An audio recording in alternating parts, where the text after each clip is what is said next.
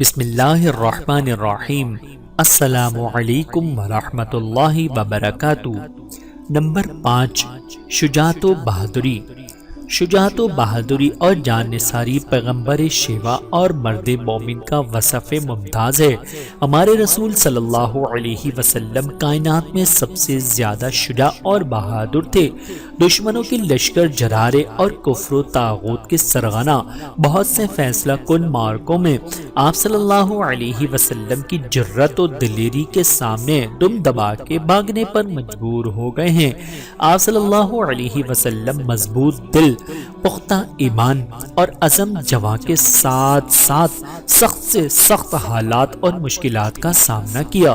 حضرت انس بیان کرتے ہیں کہ نبی کریم صلی اللہ علیہ وسلم لوگوں میں سب سے زیادہ خوبصورت، سب سے زیادہ سخی اور سب سے زیادہ بہادر تھے۔ پھر آپ کی بہادری کی مثال بیان کرتے ہوئے ایک واقعہ نقل کرتے ہیں کہ ایک بار اہلان مدینہ منورہ رات میں کسی آواز کی وجہ سے گھبرا گئے۔ جدھر سے آواز آ رہی تھی لوگ اس طرف چل پڑے۔ یہ بہادری کی بات تھی کہ بغیر کسی کو ساتھ دیے گردن میں تلوار لٹکائے تنہا نبی صلی اللہ علیہ وسلم ان لوگوں سے پہلے اس آواز کی سمت میں جا چکے تھے۔ آپ کی ان لوگوں سے لوٹتے ہوئے ملاقات ہوئی جبکہ آپ فرما رہے تھے مت گھبراؤ، مت گھبراؤ، اس لیے آپ اس طرف سے دیکھ کر آ چکے تھے، ادھر کچھ بھی نہیں تھا۔ بحوالہ صحیح بخاری۔ غزوہ حنین کے دن جب مسلمانوں نے میدان چھوڑ دیا، نبی کریم صلی اللہ علیہ وسلم تنہا میدان میں جمے رہے اور دشمنوں کو للکارتے رہے۔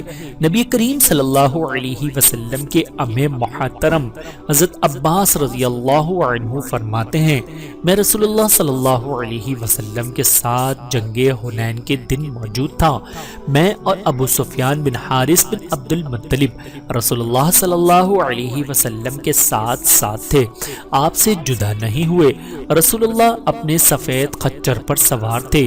فروہ بن نقاسہ جزامی نے آپ کو وہ خچر ہدیہ کیا تھا۔ جب مسلمانوں اور کافروں کے درمیان مقابلہ ہوا تو مسلمان پیٹ پھیر کر بھاگے۔ رسول اللہ نے کفار کی طرف اپنے خچر کو ایڑ مارنا شروع کیا تاکہ وہ دوڑے۔ حضرت عباس کہتے ہیں میں رسول اللہ صلی اللہ علیہ وسلم کے خچر کا لگام پکڑ کر اسے تیز دوڑنے سے روک رہا تھا۔ ابو سفیان آپ کی رکاب تھامے تھے۔ پھر رسول اللہ صلی اللہ علیہ وسلم نے فرمایا، اے عباس، آپ اصحاب سمرہ، وہ صحابہ کرام جنہوں نے حدیبیہ میں بیعت رضوان کی تھی کو آواز دیجیے۔ حضرت عباس فرماتے ہیں کہ وہ بلند آواز آدمی تھے، چنانچہ انہوں نے بلند آواز سے پکارا، اصحاب سمرہ کہاں ہیں؟ حضرت عباس کہتے ہیں کہ بخدا جب انہوں نے میری آواز سنی تو وہ اس طرح پلٹے جیسے کہ گائیں اپنے بچوں کی طرف پلٹتی ہے۔ پھر انہوں نے یا لبیک کہہ کر جواب دیا۔ فرماتے ہیں کہ پھر انہوں نے کافروں سے جنگ کی، انہوں نے انصار کو بھی بلایا، انہوں نے کہا اے انصار کی جماعت، اے انصار کی جماعت۔ پھر بنو حارث بن خزرج کو بھی بلایا، انہوں نے کہا کہ اے بنو حارث بن خزرج، اے بنو حارث بن خزرج۔ پھر رسول اللہ ان کی جنگ کا منظر دیکھ رہے تھے جبکہ آپ اپنے خچر پر سوار تھے۔ پھر آپ نے فرمایا ابھی لڑائی سخت ہے اور جنگ کے شعلے بھڑک رہے ہیں۔ پھر آپ نے کچھ کنکریاں اٹھائیں اور آپ نے انہیں کفار کی سمت پھینکا۔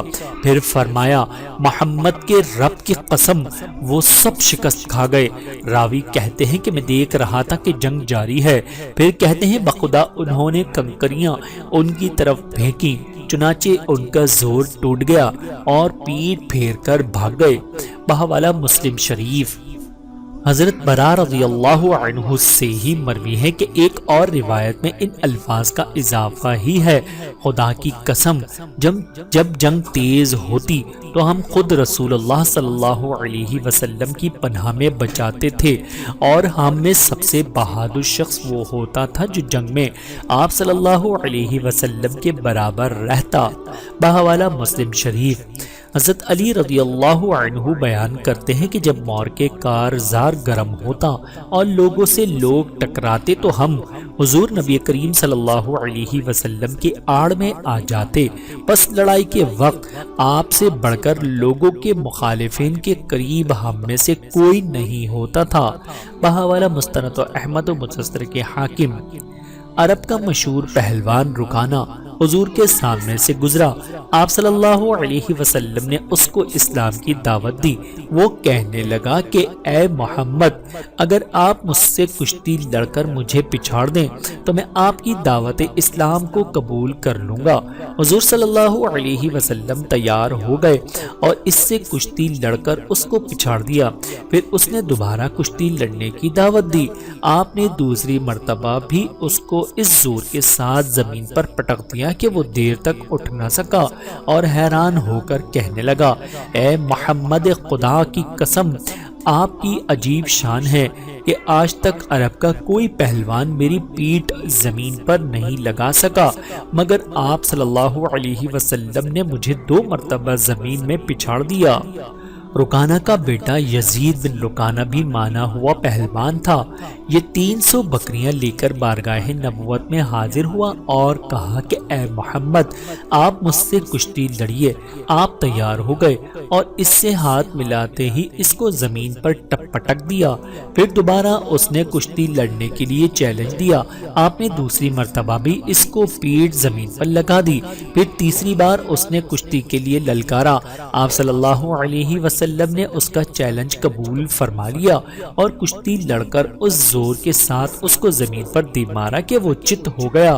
کہنے لگا کہ اے محمد، سارا عرب گواہ ہے کہ آج تک کوئی پہلوان مجھ پر غالب نہیں آ سکا، مگر آپ نے 3 بار جس طرح مجھے کشتی میں پچھاڑا ہے، اس سے میرا دل مان گیا کہ یقیناً آپ اللہ کے نبی ہیں۔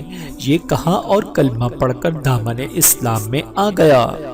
اللہ تعالیٰ سے دعا ہے کہ اللہ تعالیٰ ہم سب کو سمجھنے کی اور عمل کرنے کی توفیق عطا فرمائے۔ آمین ثم آمین۔